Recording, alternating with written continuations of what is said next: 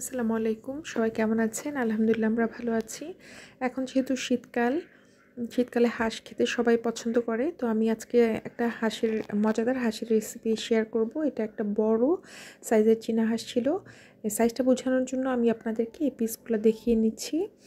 তারপরে আমি আমার পছন্দ মতো সাইজ করে কেটে নিয়েছি, ধুয়ে ভালো করে এখানে পানি ঝরিয়ে নিয়েছি।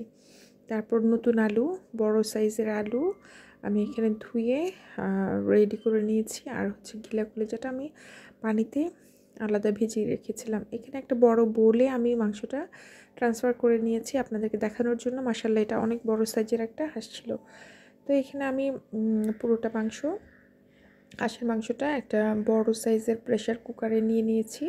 আর এখানে হচ্ছে আমি বাটা মশলার মধ্যে আদা বাটা আর রসুন বাটা প্রায় 3 টেবিল চামচ করে দিয়েছি, যেহেতু হাঁসটা অনেক বড় ছিল। তারপর হচ্ছে আমি হলুদের গুঁড়া দিব এখানে 1.5 চা চামচ। তারপর মরিচের গুঁড়া দিব এখানে আমি 1 চা চামচ। ঝালটা পরিমাণ বুঝে আপনারা বেশি খেলে আরও বেশি দিবেন।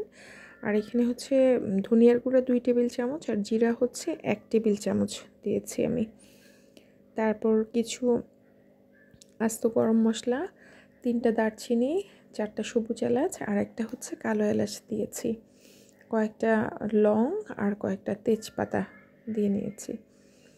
আর এটা হচ্ছে আমার ফ্রোজেন করা টমেটো আর পেঁয়াজের মিক্স পেস্ট। আমি এভাবে ফ্রোজেন করে রেখে দেই, ওটা একটা দিয়ে দিলাম। আর হচ্ছে 2 কাপ পেঁয়াজ কুচি, এটা আমার ফ্রোজেন করা, আপনারা চাইলে ফ্রেশ পেঁয়াজও দিতে পারবেন। হাঁসের মাংসে যেহেতু তেল থাকে বেশি আমরা জানি, সো আমি এখানে 1/4 কাপ সরিষার তেল দিয়ে নিয়েছি। তারপর আমি গুঁড়া দুধ দিলাম 2 চা চামচ আর একটু লেবুর রস দিয়ে দিয়েছি। আপনারা চাইলে এর পরিবর্তে টক দই দিতে পারেন, এটা টক দইয়ের বিকল্প হিসেবে কাজ করবে এবং খাবারটা অনেক টেস্টি হবে। তো ভালো করে একটু কাঠি দিয়ে মিক্স করে নিচ্ছি। তারপরে আমি চুলাটা অন করে দিব। কিছুক্ষণ পর আমি এখানে লবণটা দিয়ে দিব। এখানে আমি প্রায় 1.5 চা চামচের মতো লবণ দিয়েছি। লবণটা স্বাদ অনুযায়ী আপনারা আপনাদের টেস্ট অনুযায়ী দিবেন। এখানে বেশ কিছুক্ষণ পর আমি কিছুটা টমেটো সস অ্যাড করে দিয়েছি। টমেটো সসটা দিলে মাংসের ফ্লেভারটা, কালারটা খুব সুন্দর হয়, খেতে খুবই মজা হয়। তারপর হচ্ছে আমি এখানে এখানে হচ্ছে ভাজা জিরার গুঁড়ো 1 চা চামচ আর গরম মশলার গুঁড়ো 1 চা চামচ দিয়ে নিয়েছি।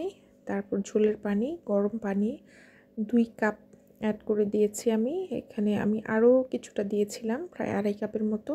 তারপরে যে আমার কেটে ধুয়ে রাখা পরিষ্কার নতুন বড় আলুগুলা দিয়ে দিয়েছি। আমার বাচ্চারা আলু খেতে খুব পছন্দ করে, এটা খুব স্বাদ হয়ে থাকে। আর এখানে সবার শেষে আমি গিলা কলিজাটা দিয়ে দিচ্ছি। এটা রান্নার শেষ পর্যায়ে দিলে সফট থাকে আর খেতেও ভালো লাগে। আস্ত কিছু কাঁচামরিচ ফ্লেভারের জন্য আমার একটা ফ্রোজেন করা। তারপর হচ্ছে আস্ত দেশি রসুন ধুয়ে আমি কয়েকটা দিয়ে দিলাম। এতে করে হবে কি, হাঁসের মাংসটা ফ্লেভারফুল হবে। আর মাটির চুলায় রান্না করলে যেরকম একটা টেস্ট, ওরকমই একটা টেস্ট আসবে। তারপর প্রেশার কুকারের ঢাকনাটা আমি বন্ধ করে দিলাম। এই সময় চুলার আঁচটা মিডিয়াম থাকবে। তো এখানে আমি প্রায় 4টা সিটি দিয়ে নিয়েছি। এতে করে মাংসটা সফট হবে কিন্তু একদম খুলে যাবে না। তো মাংসটা রান্না হয়ে গিয়েছে আলহামদুলিল্লাহ। এটা খেতে খুবই মজা হয়েছিল। আমি আলাদা একটা হাঁড়িতে ট্রান্সফার করে নিয়েছি। এই হচ্ছে আমার রান্নার ফাইনাল লুক। মাশাআল্লাহ, এত সুন্দর একটা ফ্লেভার আর সেন্ট, পুরা ঘর আমার মমো করছিল। তারপর আমি এটা হাঁসের মাংসের সাথে খাওয়ার জন্য একটু পোলাও রান্না করে নিয়েছিলাম। তা আমি এখানে পোলাওর সাথে খাবারটা সার্ভ করেছিলাম। আপনারা সবাই ভালো থাকবেন, আমাদের জন্য দোয়া করবেন। আল্লাহ হাফেজ।